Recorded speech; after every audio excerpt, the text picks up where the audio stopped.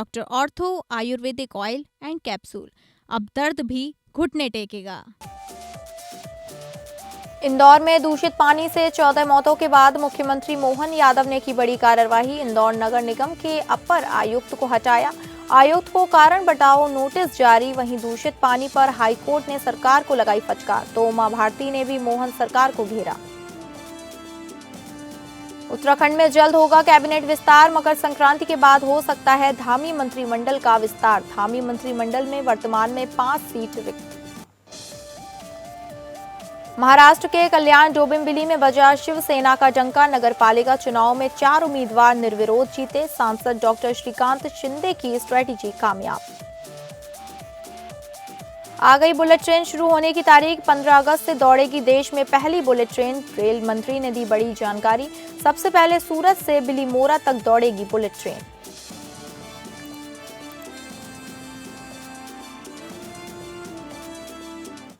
नमस्कार, आप सभी का स्वागत है और मैं हूं आपके साथ अंकिता सिंह। बुलेटिन की शुरुआत करेंगे जहां इंदौर शहर में दूषित पानी से मौत का सिलसिला थमने का नाम नहीं ले रहा। अब तक दूषित पानी 14 लोगों की जान ले चुका है। इस मामले में मध्य प्रदेश के मुख्यमंत्री मोहन यादव ने बड़ी कार्रवाई की है। सीएम ने इंदौर नगर निगम के अपर आयुक्त को हटाने का निर्देश दिया है, जबकि आयुक्त को कारण बताओ नोटिस जारी किया गया है। इस बीच इंदौर के भागीरथपुरा दूषित पानी कांड में नया खुलासा हुआ है। लैब की रिपोर्ट सामने आने के बाद सबके होश उड़े हुए हैं। दरअसल भागीरथपुरा इलाके में जिस दूषित पानी से मौत हो रही है उसमें खतरनाक बैक्टीरिया मिला है। इंदौर दूषित जल कांड वाले पानी में वो बैक्टीरिया मिले हैं जो इंसानी मल मूत्र में पाए जाते हैं। इंदौर के भागीरथपुरा में दूषित पानी पीने से अब तक 14 लोगों की मौत हो चुकी है। सैकड़ों बीमार हैं। इसमें सिस्टम की लापरवाही की बातें सामने आई हैं। इस बीच प्रयोगशाला जांच में पुष्टि हो गई है कि इंदौर में दूषित पेयजल से ही उल्टी दस्त का प्रकोप फैला है। वहीं इंदौर दूषित पानी मामले में आज जबलपुर हाईकोर्ट में सुनवाई हुई, जहां कोर्ट ने सरकार को फटका लगाते हुए कहा कि ये गंभीर लापरवाही है। कोर्ट ने नगर निगम द्वारा दाखिल की गई रिपोर्टों को देखने के बाद नाराजगी जताई। कोर्ट ने खास तौर पर यह नोट किया कि प्रशासन की ओर से दाखिल दस्तावेजों में सिर्फ 4 मौतों का जिक्र किया गया। इस मामले की अगली सुनवाई 6 जनवरी को होगी। उधर इस गंभीर स्वास्थ्य संकट ने अब सियासी रंग भी ले लिया है। कांग्रेस नेता राहुल गांधी ने सोशल मीडिया पोस्ट के जरिए सरकार पर सीधा हमला बोला। उन्होंने सोशल मीडिया पर लिखा, इंदौर में पानी नहीं जहर बटा और प्रशासन कुंभकर्णी नींद में रहा। घर घर मातम है, गरीब बेबस है और ऊपर से बीजेपी नेताओं के अहंकारी बयान। जिनके घरों में चूल्हा बुझा है उन्हें सांत्वना देनी चाहिए। सरकार ने घमंड परोस दिया। लोगों ने बार बार गंदे बदबूदार पानी की शिकायत की, फिर भी सुनवाई क्यों नहीं हुई? सीवर पानी के पीने में कैसा मिला? समय रहते सप्लाई बंद क्यों नहीं हुई? जिम्मेदार अफसरों और नेताओं पर कार्रवाई कब होगी? वहीं इंदौर में दूषित पानी के कारण मौतों को लेकर पूर्व मुख्यमंत्री और भाजपा की वरिष्ठ नेत्री उमा भारती ने सरकार को कटघरे में खड़ा किया है। शुक्रवार को एक्स पर बैक टू बैक पोस्ट करते हुए उमा भारती ने जिम्मेदारों पर बड़ी और कड़ी कार्रवाई की बात कही। उन्होंने अपनी पोस्ट में कहा कि साल 2025 के अंत में इंदौर में गंदे पानी पीने से हुई मौतें हमारा प्रदेश, हमारी सरकार और हमारी पूरी व्यवस्था को शर्मिंदा और कलंकित कर गई।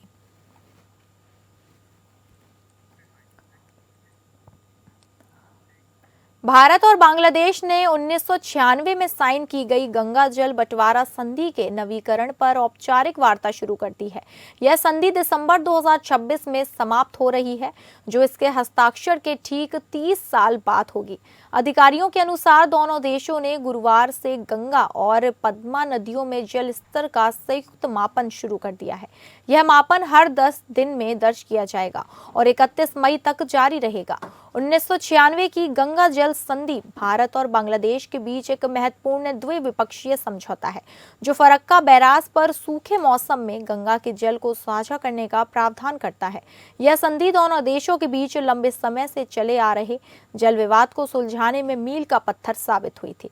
हालांकि जलवायु परिवर्तन, बढ़ती सिंचाई आवश्यकताएं और विकास परियोजनाओं के कारण दोनों पक्ष नई संधि में बदलाव चाहते हैं। भारत अपनी बढ़ती जल आवश्यकताओं, सिंचाई, बंदरगाह रखरखाव और बिजली उत्पादन को ध्यान में रखते हुए संधि में संशोधन की मांग कर रहा है, जबकि बांग्लादेश सूखे मौसम में अधिक जल हिस्सेदारी की अपील कर रहा है, क्योंकि दक्षिण पश्चिमी क्षेत्रों में कृषि और आजीविका प्रभावित हो रही है।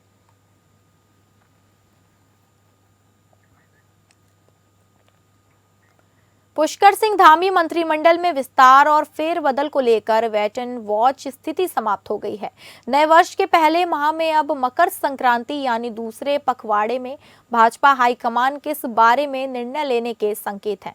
संसद का बजट सत्र प्रारंभ होने से पहले मंत्रिमंडल में रिक्त सीटों पर विधायकों की लॉटरी खुल सकती है। धामी मंत्रिमंडल में वर्तमान में 5 सीट रिक्त हैं। मंत्रिमंडल की कुल 12 सीट में मुख्यमंत्री पुष्कर सिंह धामी के साथ 6 मंत्री हैं।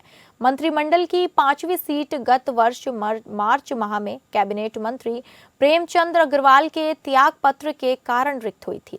वर्ष 2022 में मुख्यमंत्री धामी ने जब शपथ ली तो उनके मंत्रिमंडल में 3 स्थान रिक्त थे। अप्रैल 2023 में कैबिनेट मंत्री चंदन रामदास के निधन के बाद मंत्रिमंडल में रिक्त स्थान की संख्या बढ़कर 4 हो गई थी। रिक्त हुए 2 मंत्री पदों के विभागों का जिम्मा मुख्यमंत्री धामी के पास ही है। उनके पास वर्तमान में 35 से अधिक विभाग हैं। मंत्रिमंडल में संभावित विस्तार और फेरबदल वर्ष 2027 में होने वाले विधानसभा चुनाव की रणनीतिक तैयारी को ध्यान में रखकर होगा। मुख्यमंत्री पुष्कर सिंह धामी एवं भाजपा हाईकमान का पूरा जोर प्रो इनकम्बेंसी पर है। ऐसे में एंटी इनकम्बेंसी को उभारने की विपक्ष की कोशिशों को लेकर अतिरिक्त सतर्कता बरती जा रही है। अगले विधानसभा चुनाव में अब कम समय शेष है। इससे पहले भाजपा हाईकमान ने प्रदेश से लेकर जिलों में पार्टी संगठन में परिवर्तन को प्राथमिकता दी है। अब मात्र प्रदेश कार्य समिति का गठन शेष है। केंद्र की भाजपा सरकार आगामी 1 फरवरी से नए बजट सत्र में व्यस्त हो जाएगी। इसके बाद प्रदेश सरकार भी नए बजट सत्र की तैयारी प्रारंभ करेगी। माना जा रहा है कि प्रदेश में बजट सत्र आगामी फरवरी के दूसरे पखवाड़े या मार्च के माह में हो सकता है। ऐसे में धामी मंत्रिमंडल में विस्तार के साथ फेरबदल को लेकर चालू माह के दूसरे पखवाड़े में कदम बढ़ सकते हैं। इस महीने मंत्रिमंडल विस्तार नहीं होने की स्थिति में इसमें फिर लंबा समय लग सकता है। यह स्थिति न आ पाए, पार्टी के रणनीतिकार इस पर भी नजर बनाए हुए हैं।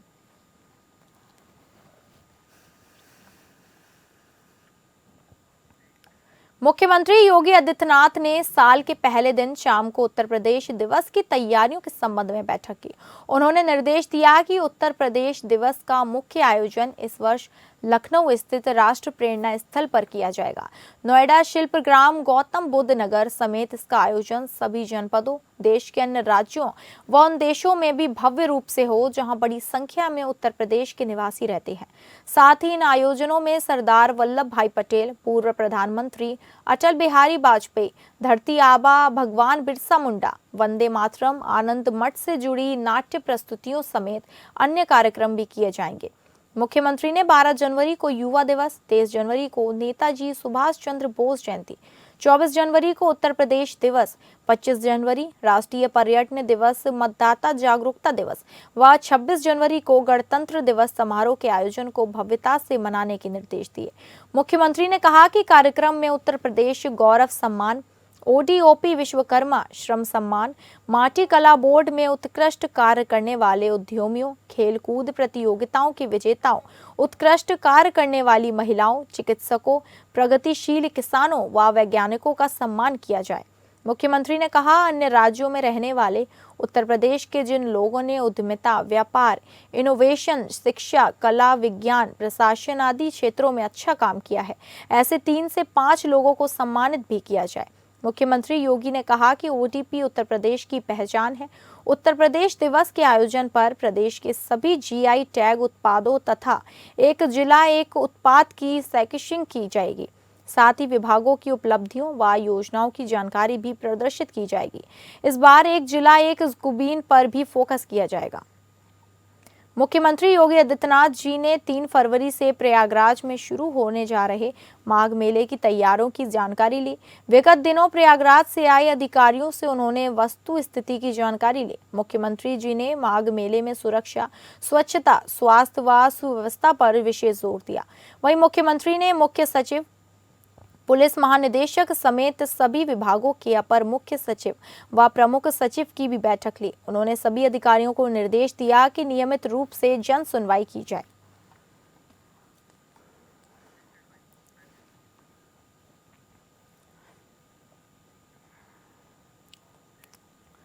लखनऊ से एक संवेदनशील और राहत देने वाली तस्वीर सामने आई है, जहां एक पूर्व सैनिक की बेटी के साथ हुए अन्याय पर मुख्यमंत्री योगी आदित्यनाथ ने त्वरित और सख्त कार्रवाई की है।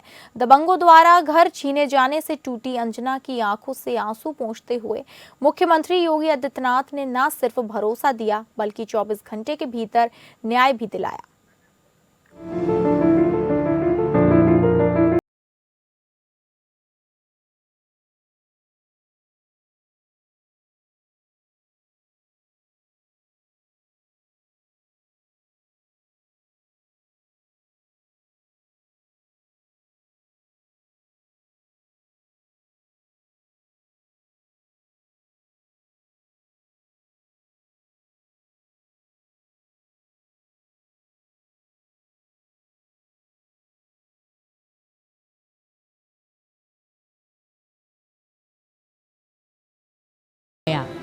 Went with Akola Uncle Rani ma'am to Chief Minister Uncle Residence and office.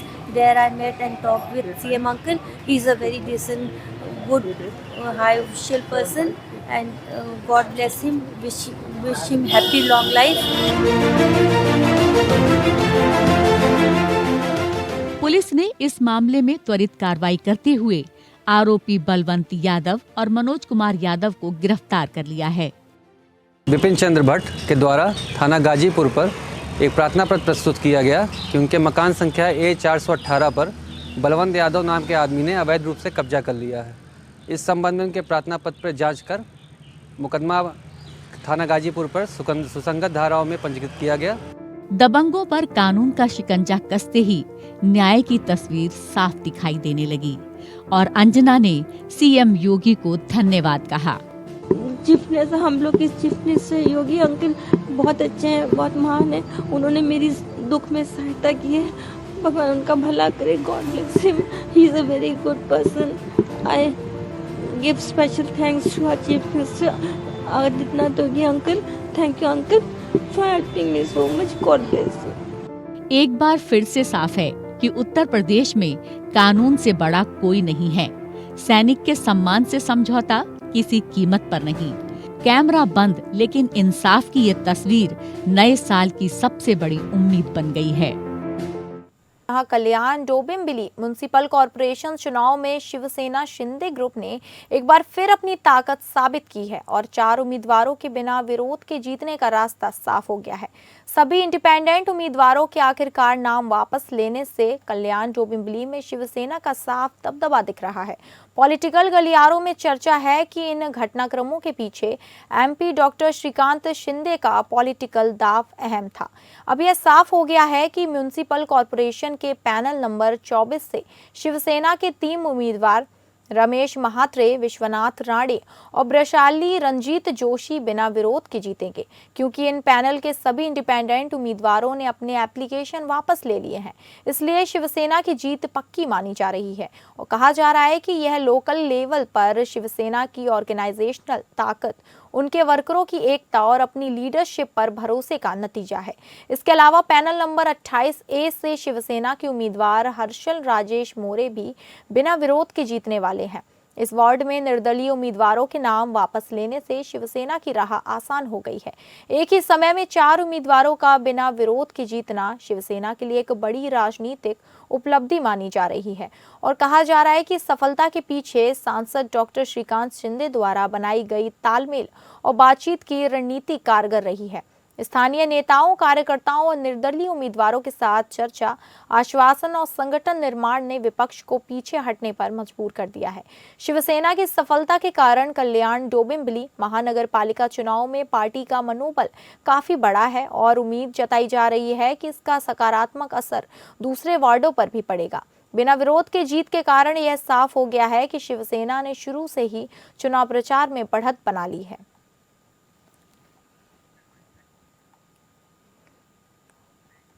देश की बहुप्रतीक्षित बुलेट ट्रेन को लेकर आखिरकार बड़ा अपडेट सामने आया है। रेल मंत्री अश्विनी वैष्णव ने बुलेट ट्रेन परियोजना की टाइमलाइन और चरणबद्ध शुरुआत को लेकर तस्वीर साफ कर दी है। रेल मंत्री के मुताबिक भारत की पहली बुलेट ट्रेन 15 अगस्त 2027 तक पूरी तरह तैयार हो जाएगी और उसी के बाद इसे यात्रियों के लिए खोला जाएगा। रेल मंत्री ने बताया कि बुलेट ट्रेन का संचालन एक साथ पूरे रूट पर नहीं बल्कि चरणों में शुरू किया जाएगा। इससे तकनीकी परीक्षण, सुरक्षा मानकों और यात्रियों की सुविधा को बेहतर तरीके से सुनिश्चित किया जा सकेगा। रेल मंत्री अश्विनी वैष्णव के अनुसार बुलेट ट्रेन का पहला सेक्शन सूरत से बिलीमोरा के बीच शुरू किया जाएगा। इससे बाद क्रमशः वापी से सूरत, फिर वापी से अहमदाबाद और उसके बाद ठाणे से अहमदाबाद तक हाई स्पीड ट्रेन चलाई जाएगी। अंतिम चरण में मुंबई से अहमदाबाद के बीच पूरे कॉरिडोर पर बुलेट ट्रेन का संचालन शुरू होगा। बुलेट ट्रेन से सफर न केवल तेज होगा बल्कि यह पर्यावरण के लिए लिहाज से भी बेहतर माना जा रहा है। अत्याधुनिक सुरक्षा प्रणाली, आरामदायक कोच और विश्वस्तरीय सुविधाएं इस परियोजना की पहचान होगी। रेल मंत्री के इस ऐलान के बाद बुलेट ट्रेन को लेकर लोगों की उत्सुकता और बढ़ गई है। अब सबकी निगाहें 2025 पर टिकी हुई हैं, जब देश को पहली हाई स्पीड बुलेट ट्रेन की सौगात मिलने जा रही है। रेल मंत्री ने बताया कि Mumbai Ahmedabad high speed rail परियोजना 508 किलोमीटर लंबी होगी और इसे 320 किलोमीटर प्रति घंटे की रफ्तार से ट्रेनों के संचालन के लिए डिजाइन किया गया है। पूरा कॉरिडोर चालू होने के बाद बुलेट ट्रेन मुंबई से अहमदाबाद का सफर लगभग 2 घंटे 17 मिनट में पूरा करेगी। बुलेट ट्रेन लाइन अहमदाबाद के साबरमती को मुंबई से जोड़ेगी और इसे भारत के पहले हाई स्पीड रेल कॉरिडोर के रूप में विकसित किया जा रहा है। गौरतलब है कि इस परियोजना की शुरुआत 2017 में की गई थी और पहले इसकी समय सीमा दिसंबर 2023 में तय की गई थी। हालांकि भूमि अधिग्रहण और अन्य क्रियान्वयन संबंधी समस्याओं के चलते इसमें देरी हुई। रेल मंत्री ने यह भी कहा कि अब उद्घाटन के दौरान बुलेट ट्रेन पहले की योजना से अधिक लंबे सेक्शन पर चलाई जाएगी।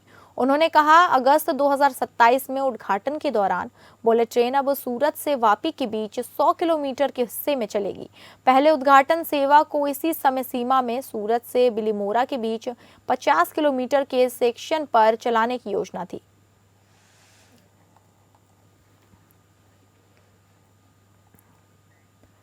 नए साल के पहले दिन झारखंड के सबसे बड़े स्वास्थ्य संस्थान रिम्स में स्वास्थ्य सुविधाओं को बेहतर बनाने की दिशा में कई महत्वपूर्ण बदलाव पर मुहर लगाया गया है। दरअसल राजधानी रांची स्थित रिम्स में अपनी नई सेंट्रल इमरजेंसी सेवा को और अधिक सुव्यवस्थित और आधुनिक बनाया है, ताकि गंभीर स्थिति वाले मरीजों को तुरंत इलाज की सुविधा मिल सके।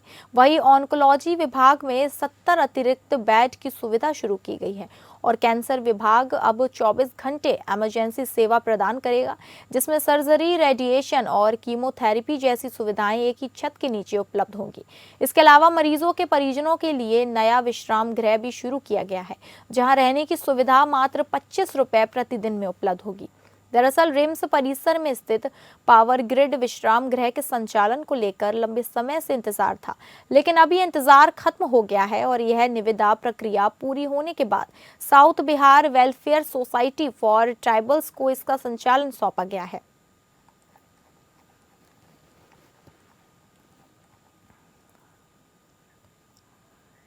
बोकारो में हृदय विदारक हुई घटना, एक ही परिवार के पति पत्नी और बच्चे की मौत पुलिस द्वारा प्रथम दृष्टया आत्महत्या का मामला लग रहा है। दरअसल वर्ष 2025 का आखिरी दिन 31 दिसंबर काल बनकर आया है। एक परिवार के लिए जीवन का आखिरी दिन साबित हो गया।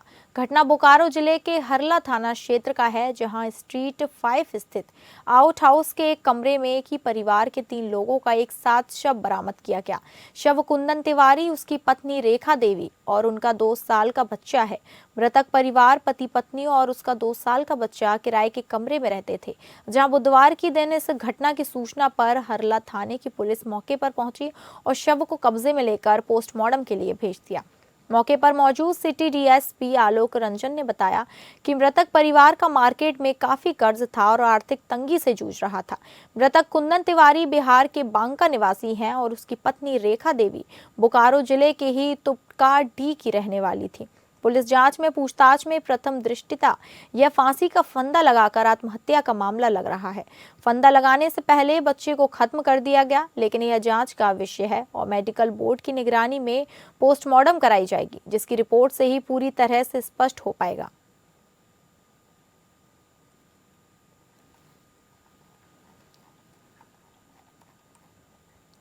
नए साल के मौके पर उत्तराखंड के पर्यटन स्थलों पर भीड़ उमड़ी हुई है और पहाड़ों की रानी मसूरी में पर्यटकों का साल के पहले दिन जबरदस्त क्रेज देखने को मिला। नए साल का जश्न मनाने के लिए देश के अलग अलग राज्यों से भारी संख्या में सैलानी मसूरी पहुंच रहे हैं। नए साल के मौके पर मसूरी पूरी तरह पर्यटकों से गुलजार है। वहीं 31 नाइट सेलिब्रेशन को लेकर भी सैलानियों में खासा उत्साह देखा गया। मॉल रोड, लाइब्रेरी चौक इलाकों में भारी भीड़ उमड़ी पड़ी, जिसके बाद कई जगह पर लंबा जाम लग गया। हालांकि पुलिस और प्रशासन ट्रैफिक व्यवस्था को संभालने में जुटा हुआ है। उधर दिल्ली से मसूरी पहुंची पर्यटक बताते हैं कि यहां का मौसम बहुत अच्छा है और हम यहां की आबो हवा का पूरा लुत्फ उठा रहे हैं। नए साल की शुरुआत मसूरी में करना वाकई खास अनुभव है। हालांकि पर्यटक बर्फबारी का इंतजार कर रहे हैं। नए साल के मौके पर मसूरी में पर्यटकों का जोश और उत्साह हाई है। सड़कों पर भीड़ उमड़ पड़ी है और वाहनों की लंबी कतार लग गई है। सैलानियों के चेहरे पर नए साल की खुशी साफ झलक रही है।